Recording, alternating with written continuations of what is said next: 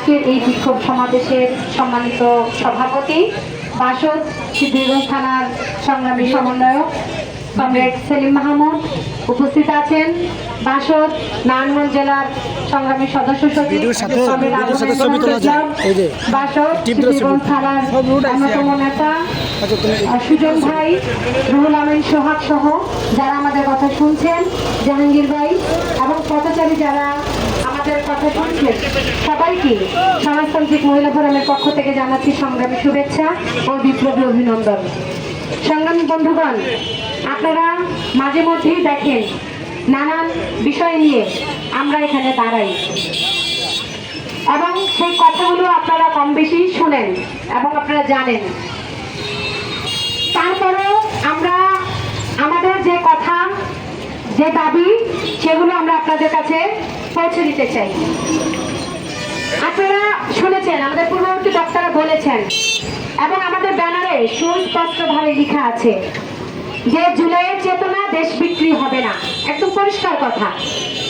তাহলে কেন 24-এর যে গণঅভ্যুত্থান, আজকে 31 জুলাই, আমরা যদি জানি দেখি আর কি সেই সময়টা, যে সময়টা চলে গিয়েছে, সেই সময়টায় ঠিক এই 31 জুলাই আমরা যদি দেখি সারা বাংলাদেশের অবস্থাটা কি ছিল, একটা ভয়াবহ অবস্থা সেটা ছিল।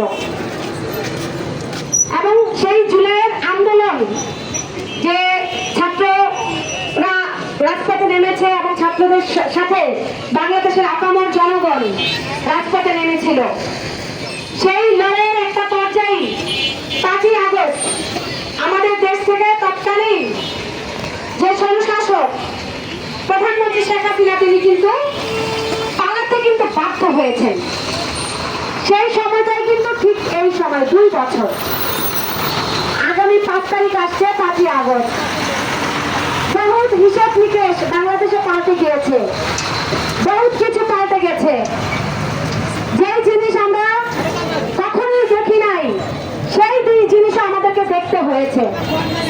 কারণ কোনো কিছুই থেমে নেই, সমস্ত কিছু চলমান, সমস্ত কিছুই চলছে।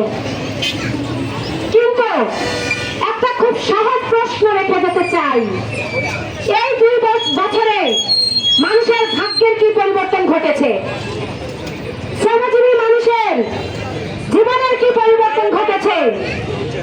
যে শিক্ষার্থী বিশ্ববিদ্যালয়ে পড়াশোনা করে তার শিক্ষার কি পরিবর্তন ঘটেছে? আজকে যে নারীরা রাস্তায় আছে, রাজপথে চলাচল করে, স্কুলে যায়, বিশ্ববিদ্যালয়ে যায়, কর্মক্ষেত্রে যায়, সেই নারীদের চলার পথ কতটুকু পরিবর্তন হয়েছে? এই হিসাব নিকেশ যদি করতে যাই, তাহলে দেখব যে জুলাইয়ের যে চেতনা ছিল, যে একটা বৈষম্যহীন বাংলাদেশ নির্মাণ করা, একটা বৈষম্যহীন রাষ্ট্র তৈরি করা, একটা সমতার রাষ্ট্র তৈরি করা, তাহলে সেই জায়গায় আসলে কোনো কিছু সেটা রাষ্ট্র করতে পারে নাই। মানুষের অনেক আকাঙ্ক্ষা ছিল, অনেক স্বপ্ন ছিল যে সরকার পরিবর্তন হলে দেশের অনেক পরিবর্তন আসবে। কিন্তু আমরা দেখলাম সরকার পরিবর্তন করে যখন অন্তর্বর্তীকালীন সরকার আসলেন, ডক্টর মোহাম্মদ ইউনূস যখন ক্ষমতায় আসলেন, তখন অনেকেই চিন্তা করেছে এবার বুঝি কিছু পরিবর্তন আসবেন, কারণ তিনি নোবেল বিজয়ী, সারা বিশ্বে তিনি নোবেল বিজয়ী মানুষ, তার দিকে সবাই উন্মুখ হয়েছিল সারা বাংলাদেশের মানুষ। কিন্তু তিনি কি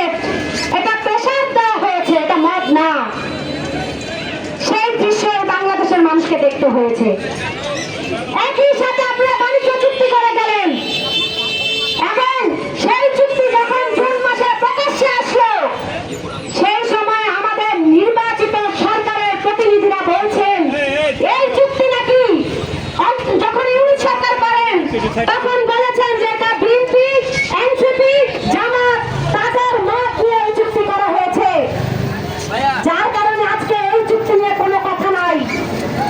সংসদে এত এত কথা হয়, এত এত আলোচনা চলে, কিন্তু সংসদে এই চুক্তি নিয়ে বাংলাদেশের কি ক্ষতি হবে, বাংলাদেশের মানুষের কি ক্ষতি হবে, বাংলাদেশের সার্বভৌমত্বের কি হবে, সেটা নিয়ে সংসদে কোনো আলাপ নাই। তাহলে আমরা বলতে চাই আপনারা সংসদে বসে কি করছেন?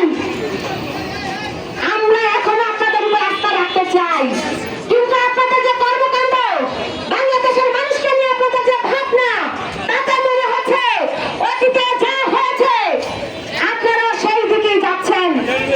সংগ্রামী বন্ধুগণ, আমাদের বক্তারা বলেছেন যে এই চুক্তি যদি বাংলাদেশে হয় তাহলে বাংলাদেশের যে সার্বভৌমত্ব সেটা ধ্বংস হবে। 1971 সালে আমরা যুদ্ধ করেছি, দেশকে স্বাধীন করেছি, দেশকে বিক্রি করতে না। 90-তে গণঅভ্যুত্থান করেছে, দেশকে বিক্রি করতে না। 24-এ রাজপথে রক্ত দিয়েছে, দেশকে বিক্রি করতে না। অথচ এমন একটা চুক্তি করলেন যে চুক্তিতে বলা আছে যে আমেরিকা থেকে সেখানে 6038টা পণ্য আমাদেরকে কিনতে হবে। সেখানে গম আছে, তুলা আছে, ভুট্টা আছে, সেখানে মাংস আনতে হবে, এলএনজি আনতে হবে ওই আমেরিকা থেকে। এবং একই সাথে আমরা যদি দেখি আমাদের দেশে যে কৃষি পণ্য সেগুলো সে আমেরিকা থেকে কিনতে হবে। আমাদের কোনো দেশ থেকে জিনিস আনতে অসুবিধা নেই, আমরা দেশের টাকা দিয়ে কিনে আনবো, কিন্তু প্রশ্ন হচ্ছে আমরা তাদের কাছে বাধ্য কেন থাকবো? ওই আমেরিকার কাছে যে চুক্তি করা হয়েছে সেই চুক্তি মোতাবেক ওই পণ্যগুলো আমেরিকা ব্যতীত আমরা অন্য কোনো দেশ থেকে যদি কিনতে যাই তাহলে আমরা ওই আমেরিকার অনুমতি ছাড়া আমরা সেই পণ্য কিনতে পারবো না। তাহলে আমরা একটা স্বাধীন দেশ, যেই দেশের মধ্যে এখন আমাদের রক্ত ঝরছে, সেই দেশের নাকি একটা পণ্য কিনতে নাকি আমেরিকার অনুমতি লাগবে? আমরা এটা ধিক্কার জানাই। আজকে যে নির্বাচিত সরকার ক্ষমতায় এসেছে, আমরা বলতে চাই অনতি বিলম্বে এই যে দাসত্বের যে চুক্তি, এই আমেরিকার সাথে যে গোলামীর চুক্তি, নতজানের চুক্তি, এই চুক্তি অনতি বিলম্বে বাতিল করুন। কারণ এই চুক্তি যদি কার্যকর হয় প্রত্যেকটা জিনিস আমার বেশি টাকায় আমেরিকা থেকে কিনতে হবে। ওই আমেরিকা থেকে যখন আমি পণ্য বেশি টাকায় কিনবো তখন আমার বাজারে সেই পণ্যের দাম বেড়ে যাবে। এমনিতে আজকে আমাদের শ্রমজীবী মানুষ দিশেহারা, বাজারে চাল, ডাল, তেলের দাম আজকে ভয়াবহ মাত্রায় বেড়েছে।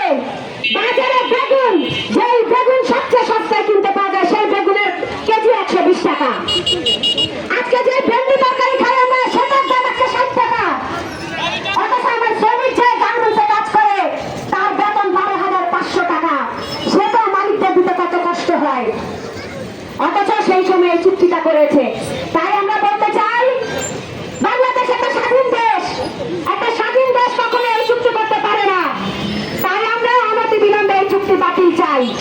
একই সাথে আপনারা জানেন যে বাংলাদেশের বন্দর, সেই বন্দর নেওয়ার চক্রান্ত ষড়যন্ত্র আমেরিকা করে যাচ্ছে। তাই আমরা কোনোভাবেই ওই বন্দর আমরা দিব না, কারণ আমরা আন্দোলন সংগ্রাম করেই আমরা ওই বন্দরকে রক্ষা করেছি। ভবিষ্যতেও বাংলাদেশের উপর যদি আমেরিকা যদি এখানে থাবা বসাতে আসে, আমরা বলতে চাই আপনারা জুলাই ভুলে যান না, আপনারা লক্ষ্য ভুলে যান না। ওই জুলাই রচিত হয়েছে যেভাবে আপনারা যদি বাংলাদেশকে নিয়ে তামাশা করেন, বাংলাদেশের সম্পদ নিয়ে তামাশা করেন, বন্দর নিয়ে তামাশা করেন, তাহলে বাংলাদেশের মানুষ কিন্তু আবারও জুলাই রচনা করবে। সেই কথাটি আমরা হুঁশিয়ার দিয়ে বলতে চাই।